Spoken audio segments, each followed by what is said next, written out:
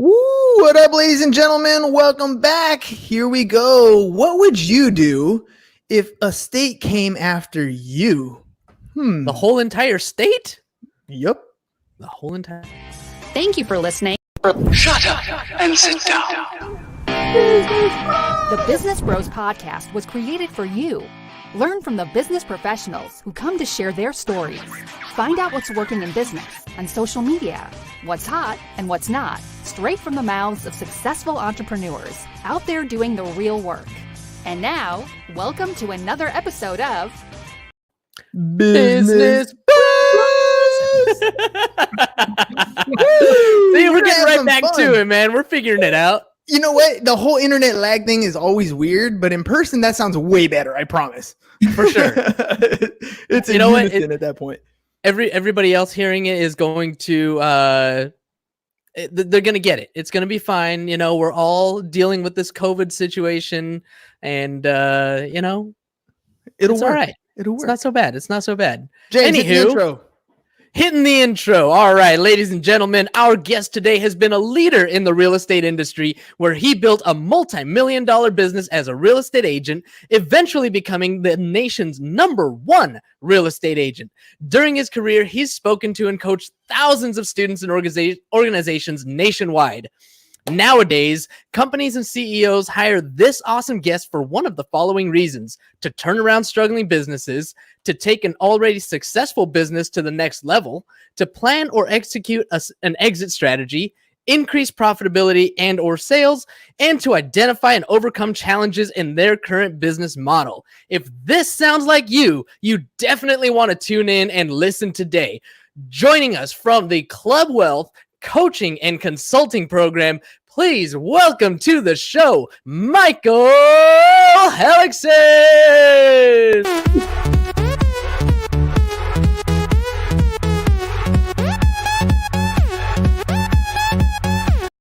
We're having some fun today. I don't think you get the meaning of that meme. I know. I just thought like the music. I like the The music. music was great, but like Mike is dead now? No. Mike's not dead now. I just like the music. I love the music. He's laughing. I'm glad you have a sense of humor, Michael. Forgive my bro. Forgive the business bro over here. We're dancing. We're just dancing. Okay, all right. We're dancing. Things in there that have coffins, you know. Oh like, my goodness. Oh. Oh man, this is okay. You need now the video from the Princess Bride where he says, "I don't think you understand the meaning of that word." Oh yeah, we got to do that one, right? Oh man. All right, man. Michael. Let's get to it, my friend. Welcome Thank you for to the taking show. thank you for taking the time to come on the show, and let's kick it off, man. Let's start off with the nitty gritty, the hard stuff right off the bat. Tell me how that passed. If they Google your name, stuff comes up that isn't always the most flattering thing to come up. Tell me a little bit about that situation. People love drama. People love the negativity and all this stuff. What they don't realize, so in terms of the links that you're talking about, in 2007, I caught the state of Washington Department of Real Estate Licensing breaking the law.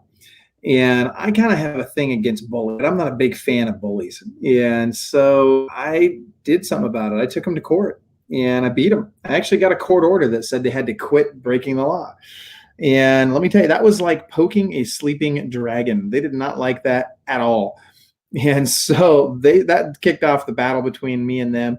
They started coming after me with guns blazing. I beat every time I went to court with them.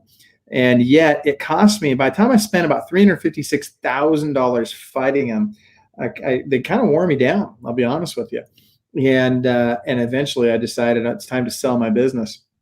So that being said, the actual issue is something that can affect anybody, whether you're a real estate agent, an insurance broker, anybody in any business could go through something very, very similar. You got to be very careful about, do you want to be right or do you want to be rich? And you really got to pick one, right? Because you can't be both at the same time.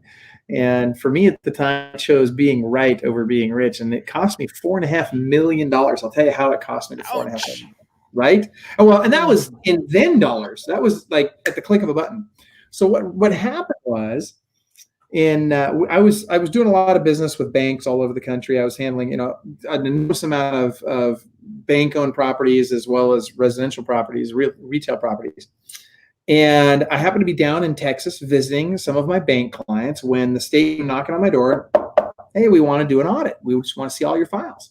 All right, no big deal, right? Like we've been through these before. They're just really what they're looking for is trust fund violations, and we just put all our money in escrow, so we didn't have to worry about that. So there's nothing for us to be concerned about. And so I said, well, hey, I'm not there. Can you just come back in 2 weeks when I'll be back in the office? And they said, well, they didn't like that. They went away. They came back the next day with a subpoena saying, oh, now we're going to get your files. I'm freaking out. So I called my attorney up and I said, hey, Doug, what do I do about this? And he says, dude, just authorize me $1,500. I'll take him to court and I'll fix it. Okay. And his contention was, look, these guys know it's against the law. We've talked about it before. So it's not a big deal. So he takes him to court the next day. And not only does he get a court order that says they can never do this to me ever again, he gets a court order that says they can't to any other real estate agents or brokers in the entire state ever again. So he shuts down. Victory dance. Well, I got it right here. Yeah. That's a victory right there. It felt like a victory, but it was this double-edged sword, right? Because we won in the moment, but man, they just got pissed. Like they wanted to make an example of me at this point. They're like, you don't come after us, we come after you. It's not supposed to work this way. And so they hired a full-time investigator the following week. I kid you not. Full-time private investigator who spent the next 17 and a half months trying to dig up dirt and trying to find ways that we were violating anything.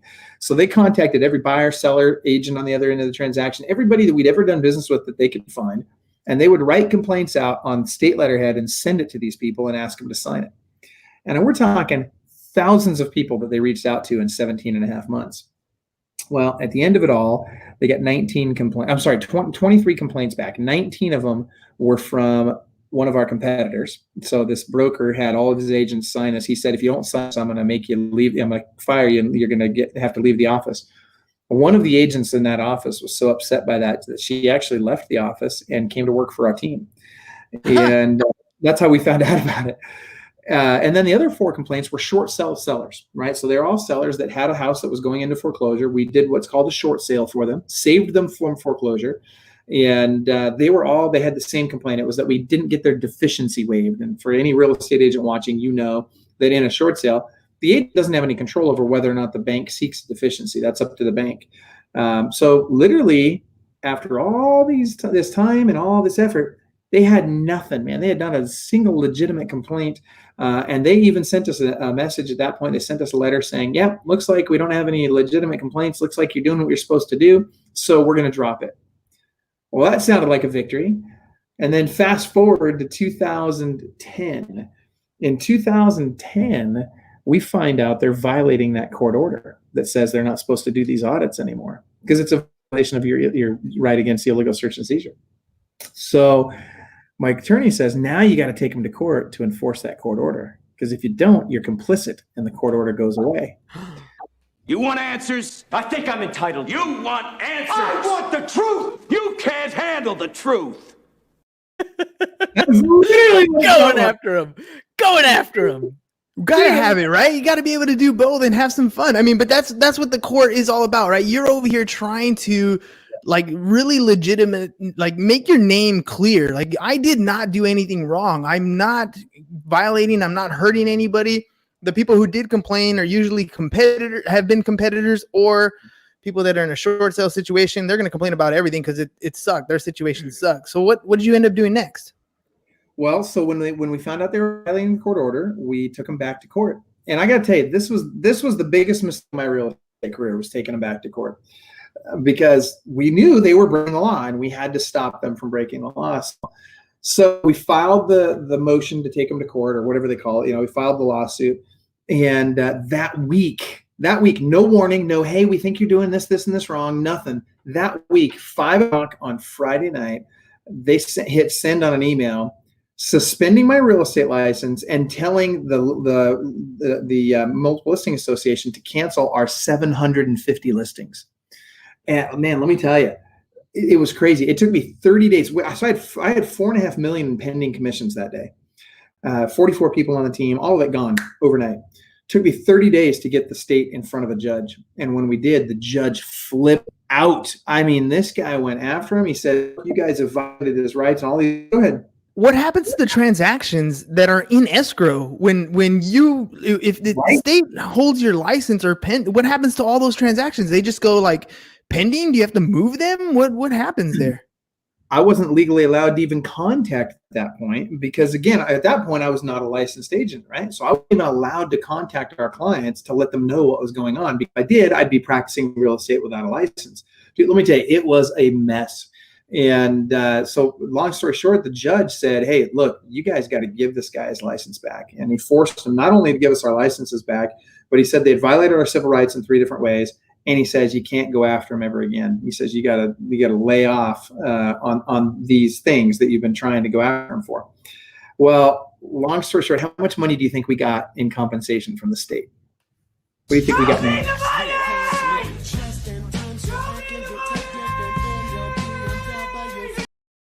I have no idea. What'd you guys end up spending? We got zero. Nothing. They gave us nothing. They put all your transactions at risk. You literally had no way of earning income. You probably had a team and employees and won the case and got nothing. All of it, yes. Not 100%. Even a $1,200 to hold you over for rent. Nothing. Not even a PPP or an idle. Nothing. And so what's crazy is the judge even ruled that the state was grossly negligent, and we still got nothing.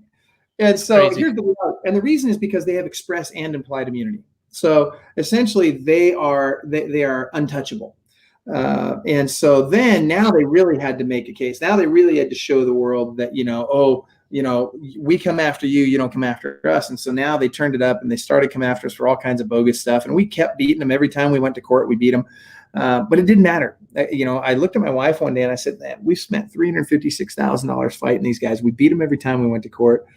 I said, one of 2 things is going to happen. They're either just going to keep coming after us until we finally run out of money, or I'm going to have a heart attack and die. And that's not acceptable. See, now.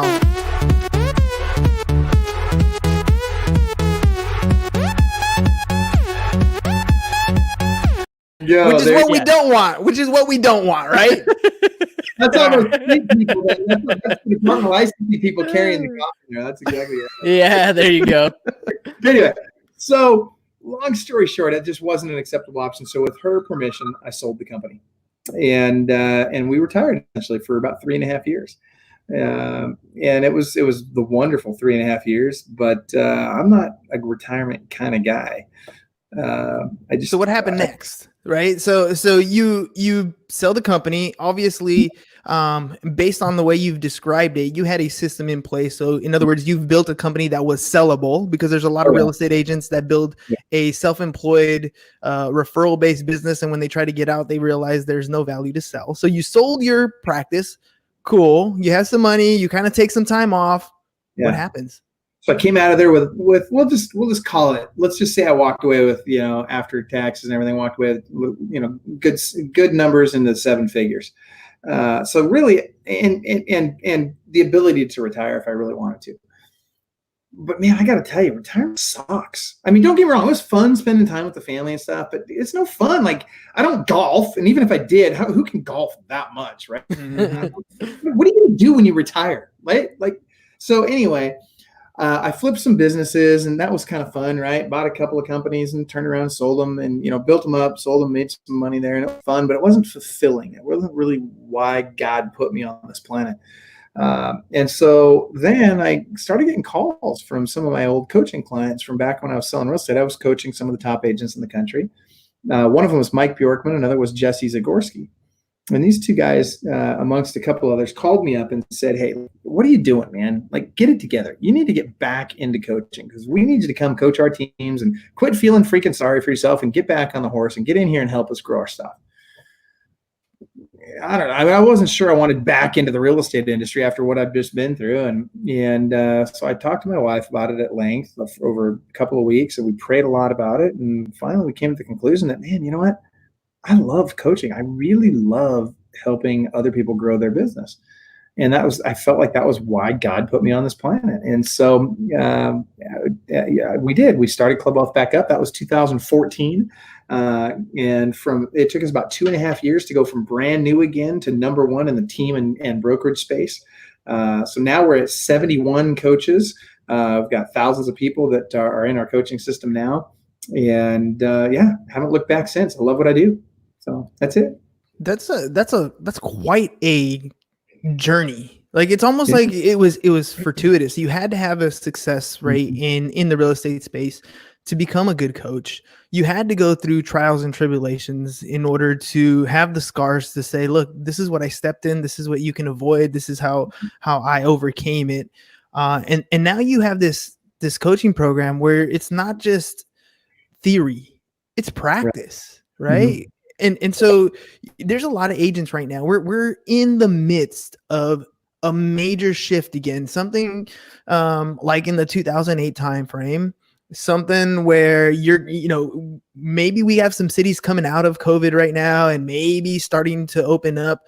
But the effects on the economy, we're going to be seeing this for the next 2, maybe 3 years. And we haven't really begun to feel the real hurt of what's happening yet. Yes, some families have lost jobs and people are in dire financial situations.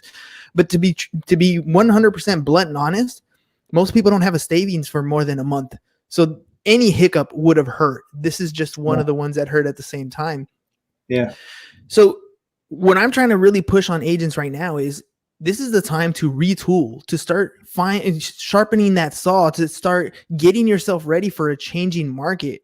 What kind of stuff is your coaching organization sharing with agents right now to help them get in a situation where when the market shifts, their business doesn't stop, they thrive? So let's start with this. The Japanese kanji for crisis is made up of 2 words, and it's chaos and opportunity. Right? Or I'm sorry, danger and opportunity. So when you think about a crisis like we're going through right now, you guys all know who Shinzu is, right? Art of War. Shinzu, where there's chaos, there's opportunity. So many agents right now are so focused on the danger and not the opportunity that they're falling by the wayside. Their businesses have been hurt by this. I will tell you this, the agents that are focused on the opportunity in this, they're having their best months ever, both in terms of number of closed transactions as well as in terms of number of written transactions or signed around transactions. And I got to tell you, there is more opportunity right now, and people are missing this. If anybody watching this isn't having their best month ever right now, you need to ask yourself why, because others are. And if the answer is you're not, well, guess what? You're missing the opportunity.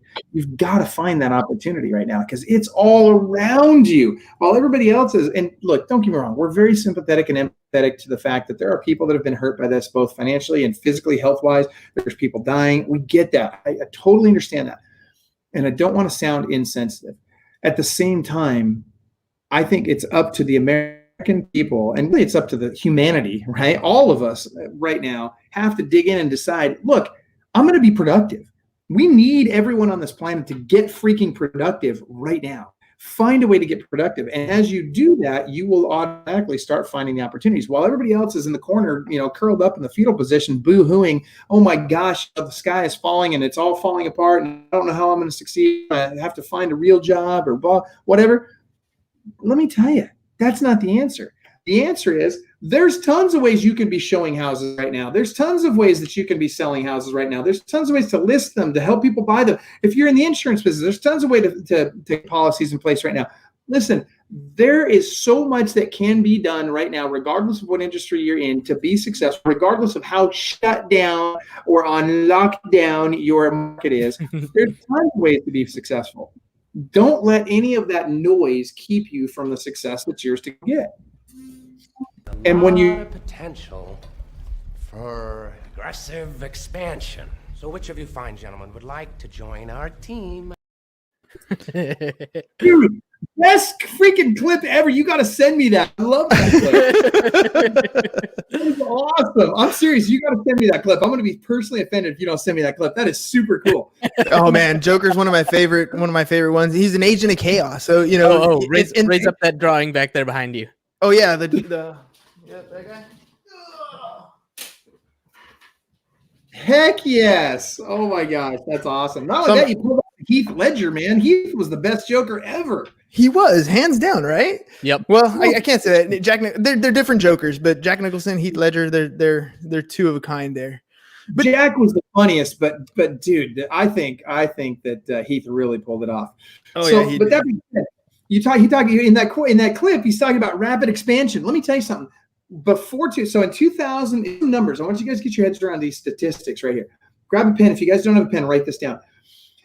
So from 2007 to 2011, that was the last major shift, right? And so from the peak of 2007 to the bottom of the market in 2011, we lost 20% of the transactions in real estate during that period of time. So the transaction count was down by 20%. What's interesting is during that same period of time, the agent count was down 26%. So all you had to do to not fail, all you had to do to succeed in this business was just not quit. Yeah. That's literally all. And for those people that said, I'm going to find the opportunity in the chaos, and not only did they not quit, but they went out and they figured out how to do short sales. They figured out how to do REO. They figured out how to reinvent themselves during that period of time. They had massive expansion. So in 2007, I was doing about 400 or 500 transactions a year. We went from that to doing 120 to 180 transactions a month by mid to late 2008. That's literally in the period of just over a year, almost tripled our business in just over a year. What do you think it is that agents, why is it that they end up quitting? Why, they always go out there and they do. Do or do not. There is no try. Right? And you're going to say they try, right? They try. And then when something changes, when they look at a crisis and they think this is out of my control, there's nothing I can do now, there's no way I can survive this, and instead of being proactive, they're reactive and they let their licenses lapse.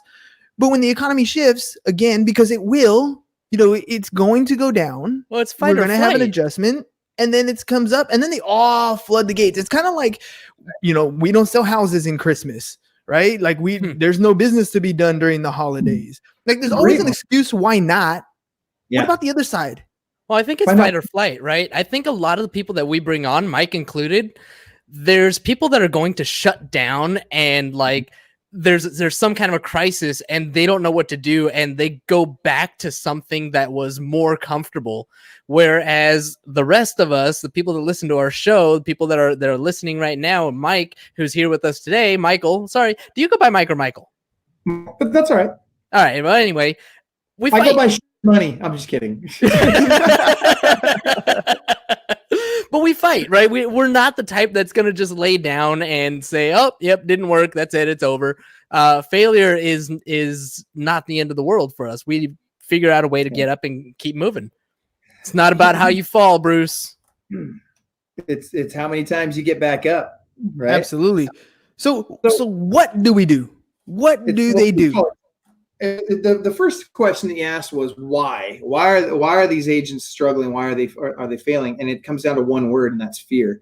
Give into the fear. And you nailed it when you were saying, hey, instead of thinking, all the reasons why this work, about why it doesn't work. And the word try. Look, I'm a Yoda.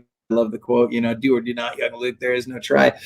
End of the day, I'll take somebody that tries over somebody that gives up all day long. Give me that guy that's willing to put it out there. Give me that guy that's willing to take the chance. Give me that woman who to say, like Sarah. I use her example all the time. She came to me. Here, you want to talk about how to succeed? Follow this.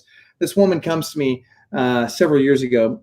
She says, "Mom, for coaching, but I'm afraid that I'm successful and I have the luxury of failure. I'm a newly single mom. I just got a divorce. I've got more kids, and I've only got 3 hours a day that I can work." Because I've got to deal with these kids. So I've only got 3 hours a day. Can I be successful in 3 hours a day? And I said to her, and I didn't realize the full extent of her situation at the time, but this is what I told her. I said, It depends on what you do during those 3 hours in the day. Mm-hmm. And I said, if you're willing to do whatever we tell you to do during those 3 hours a day, you'll be successful. If you don't, you won't. It's that simple. And unbeknownst to me, she was making a decision in her mind in that moment because she had to make a choice between signing up for and paying for coaching or paying her mortgage payment. And had I known that at the time, my advice to her likely would have been different because I'm not in the business of taking somebody's last dollar. But she clearly chose to sign up for coaching. I didn't think you had it in you. I'm your huckleberry. I love these lines, man. They're just like laid up perfect. Throwing them in there. But I mean, that's me. And by the way, I could go on about that movie. That's one of my favorite. I'm a movie guy. Oh yeah. Well, so far I think we've like very similar movies. Oh but, yeah. But she took the risk. She took a risk on herself, and that's a much bigger difference than what a lot of other people do. They'll take a risk on, I'm going to buy this easy Britain product. I'm going to go and buy this shiny object. I'm going to go, and they're hoping that something kind of opens up the floodgates and miraculously their problems are going to be solved. She took a risk on herself. I'm going to develop my skills. I'm going to take a step forward. I am going to do this. I'm going to dedicate these 3 hours, productive hours, dollar productive hours, and I'm going to make this thing happen. That's if you really sit down and followed somebody on their daily schedule and act like your wife or your significant other was watching you do what you quote unquote call work. And if that person who's sitting behind you that you care about says that is not work, it's probably something that you're doing anyways. It's something that's very leisure, something that maybe is busy, but not necessarily dollar productive. That's right. And you just nailed it. It's dollar productive activities, right? DPA. And so what Sarah did was she signed up for coaching and she followed her coach's advice. And she spent the majority of her time, 90% of her time, on 3 activities. That's lead generation, lead follow-up, and lead conversion. 90% of her 3 hours a day was spent on those 3 things. And let me tell you, she made 6 figures that year. So not only did she catch up on her mortgage, she built the team, she got very successful, and she's been very successful ever since. But again, it's focus, right? If the question is, how do we make sure that we're successful as this shift happens? Here's the answer. Fix your habits. You want to be successful? Change your habits. It doesn't matter what your goals are. It doesn't matter what you commit to doing. It doesn't matter what you promise you're going to do, how positive your attitude is, or how wonderful the world is. None of that matters. One thing matters. Make the decision to change your habits and then do it. And when you change your habits, they will dictate your success. As an example, I could look at just about anybody's calendar for the last week, and I can tell you, based on what you have on your schedule for last week, what you're going to make this year in income. It's not hard. And it all comes down to habits. Mm-hmm. So when you talk about dollar productive activities, how many hours of dollar productive activities, and we're talking again, primarily lead generation, lead follow-up, lead conversion, how many hours of dollar productive activities do you think the average agent spends in their business each week? I'm going to go with like 4, honestly. I think they stay busy. They don't stay productive. And I think if you ask them, first of all, if they get offended, they're probably the biggest offender. Right.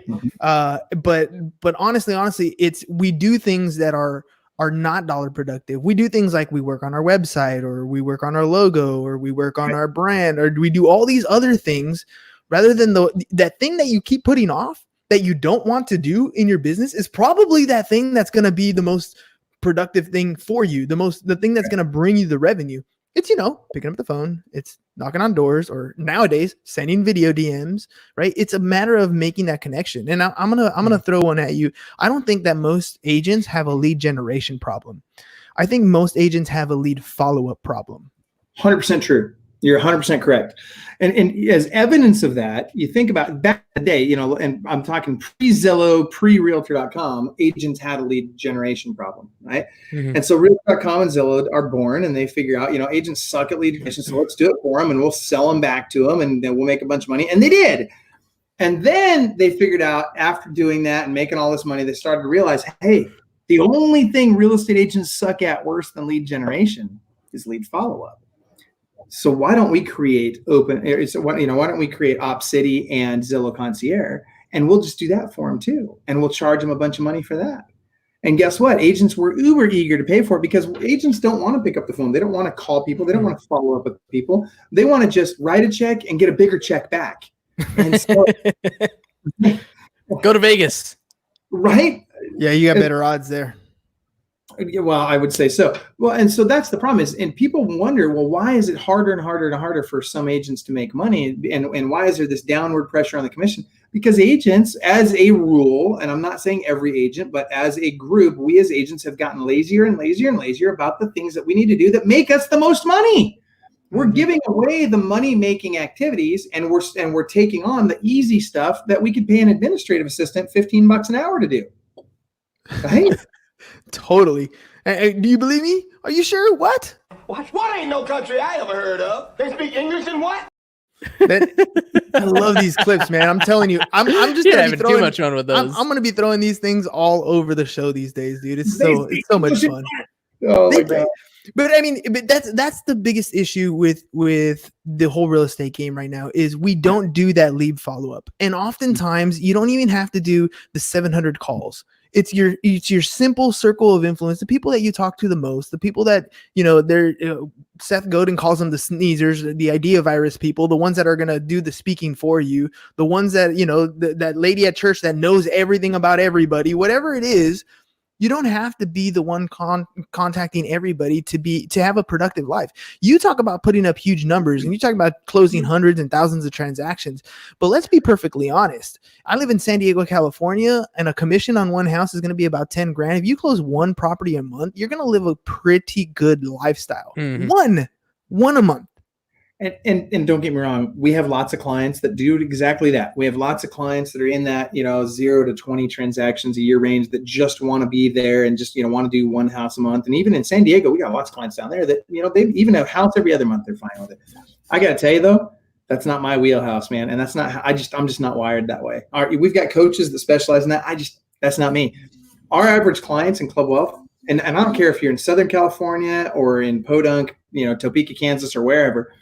Our average client does 200 transactions a year. That's average. Our typical client is not somebody that's going to be happy just getting by. They want to crush it.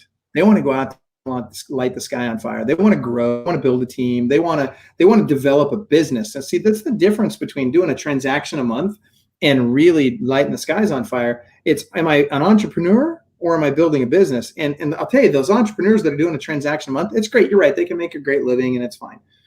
Here's the deal, though. The second they stop working, they stop earning. The second they go on vacation, money stops rolling in. And by the way, when they're on vacation, they're married to their business. They got to handle all kinds of stuff when they're gone. That's not the kind of life I want for me or for anyone else. I want people to be able to have a great life. That's why teams are taking over this industry like crazy. 20 years ago when I started building my team, nobody had even thought of teams at that point. It wasn't even a thing. Now, oh my gosh, it is becoming the norm that people's entry point into this industry is to join a team. And it's smart, right? Because you can leverage everybody else on the team. You don't even have to be the team leader to be effective and efficient and benefit from this being on a team. I've got team members all over the country. I've got one in Seattle who this year, the first quarter of this year, they made well over $100,000 first quarter as a member of a team. And that's 100% profit to them. They don't have to pay any expenses on that. And like, what else do you want? And, right? And so then I got a call from him saying, we don't have to worry about money no more. And I said, that's good. One less thing.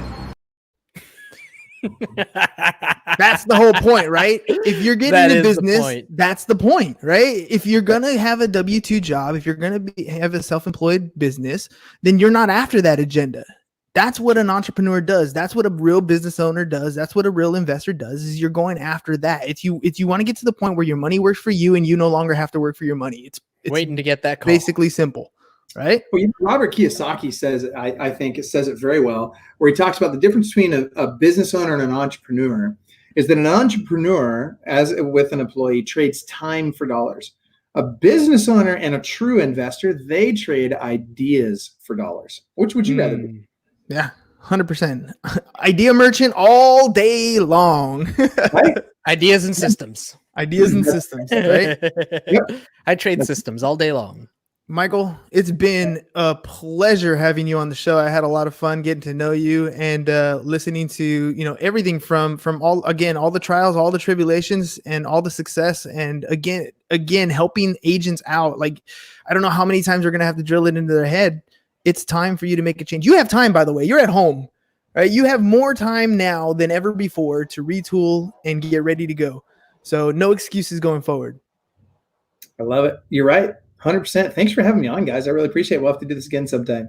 Absolutely. And I will be sending you that clip. I'm gonna shoot you that email and send you that clip. But before we go, if anybody wants to get in touch with you and get help and maybe join ClubWealth, how do they do that? Well, first of all, if you're on planet Earth today, you probably are on Facebook. So I would start by join our Facebook group, right? Go to facebook.com/groups/ClubWealth. I would definitely get into the group. There's like 34,000 agents in the group. A lot of the top producers in the country are there. And it's not a spam group, right? It's all great ideas, great feedback, and we're very protective of it. So join the group. And you can go to clubwealth.com. I'll tell you one of the things that I would do. I'll tell you that most agents right now, they need not just more leads, but they need more affordable lead sources. So go to clubwealth.com/leads. And I'll give you 31 of our best 109 lead sources, clubwealth.com, and then just /leads. We'll take you right there. So check it out. Sweet. That's the thing, right? It's a matter of getting that additional knowledge that you need, but also having a place where you can look up to people who are at a higher level than you, have reached a higher level of success, who are there with their hand out, ready to give you a hand up if you're willing to put in the work. Yep. So thank you very much for coming on the show. Really appreciate it. Ladies and gents, that's all we got for you guys today. Peace. Bye-bye. And we're out. Thank you for listening to the Business Bros Podcast. Are you looking to get more clients or to increase your income? Hernan, the business bro, can help you generate referrals through the power of podcasting. And James, the insurance bro with Pipeline Insurance, can help you effectively add insurance to your existing business.